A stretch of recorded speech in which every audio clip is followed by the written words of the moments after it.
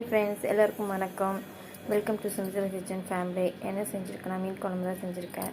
ஷீலா மீன் குழம்பு, நெத்திலி வறுவல், இந்த பெரிய நெல்லிக்காய் ரசம், சாதம். வாங்க எப்படி செய்யணும்னு பார்க்கலாம். ஃபுல்லாக பாருங்கள், ஸ்கிப் பண்ணாமல் பாருங்கள். அப்போ தான் என்ன போடுறேன்னு தெரியும். இடையில ஸ்கிப் பண்ணாமல் பாருங்கள்.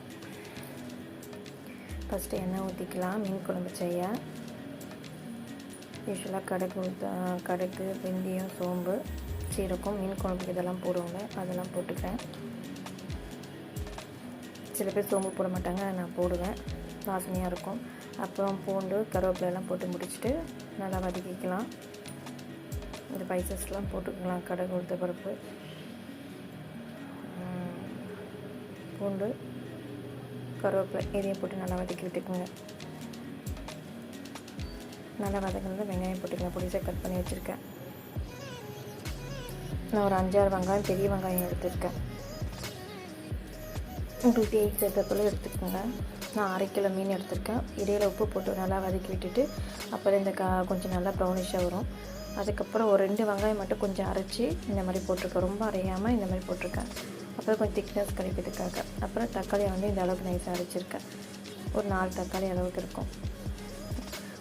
நான் வந்து மாங்காய் போட்டிருக்கனால தக்காளி கம்மி பண்ணிக்கிறேன். புளி கொஞ்சம் போட்டிருக்கேன். பெரிய நெல்லிக்காய் சைஸ் புளி வச்சுருக்கேன். மிளகாய் தூள் வந்து 3 ஸ்பூன் போட்டுக்கிறேன். உங்களுக்கு காரத்துக்கு ஏற்ற போல் போட்டுக்கோங்க. உப்பு போட்டுக்கலாம். உப்பு 2 ஸ்பூன் போட்டுக்கிறேன். கல் உப்பு. நீங்கள் எந்த உப்பு வேணாலும் எல்லாத்தையும் ஆட் பண்ணிக்கோங்க. புளி கரைச்சி வச்சுருக்கேன், அதையும் ஊற்றிக்கலாம். தேவையான அளவு தண்ணி ஊற்றிட்டு நல்லா கொதிக்க விட்டுக்கலாம். நல்லா கொதிச்சதுமே இந்த அளவுக்கு கொதிச்சுட்டு வந்து பாருங்கள். கொஞ்சம் நேரம் மூடி போட்டு நல்லா சுண்டி இந்த அளவுக்கு வந்திருக்கு. எனக்கு கடாய்க்குள்ளே வச்சுருந்தேன்னா இந்த அளவுக்கு சுண்டி வந்ததுமே காரம் வாசம்லாம் போயிடும்ல. அந்த டைமில் நம்ம மீன் போட்டுக்கலாம். நான் மீனை நல்லா கழுவி வச்சிட்ருக்கேன். மஞ்சள் பொடி, உப்பெல்லாம் போட்டு நல்லா இப்போ கரெக்டி பண்ணுவோம்ல, அது போல் பண்ணிவிட்டு போட்டுட்டேன். மாங்காவும் போட்டிருக்கேன். அது கூட நெத்திலியை ரொம்ப பொடிசாக வாங்கிட்டேன். தயவுசெய்து இந்தமாரி நான் வாங்க மாட்டேன்.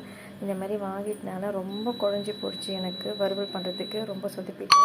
எப்போவுமே இதை போலலாம் நான் சொதப்ப மாட்டேன். அங்கே பாருங்கள் எப்படி பொடிசாகிடுச்சு. அது 2 பரட்டாக தூளாகிடுச்சு. இந்த மாதிரி ஆனதே கிடையாது. எப்போவுமே நெத்திலி மீன் நல்லா வரும். பெரிய சைஸாக வாங்க மேக்ஸிமம். இந்த வாட்டி ரொம்ப பொடிசாக வாங்கிட்டேன். ரொம்ப குளன்னு ஆகிடுச்சு. பொடி மாஸ் மாரி வந்துச்சு எனக்கு நெத்திலி மீன் வறுவல்.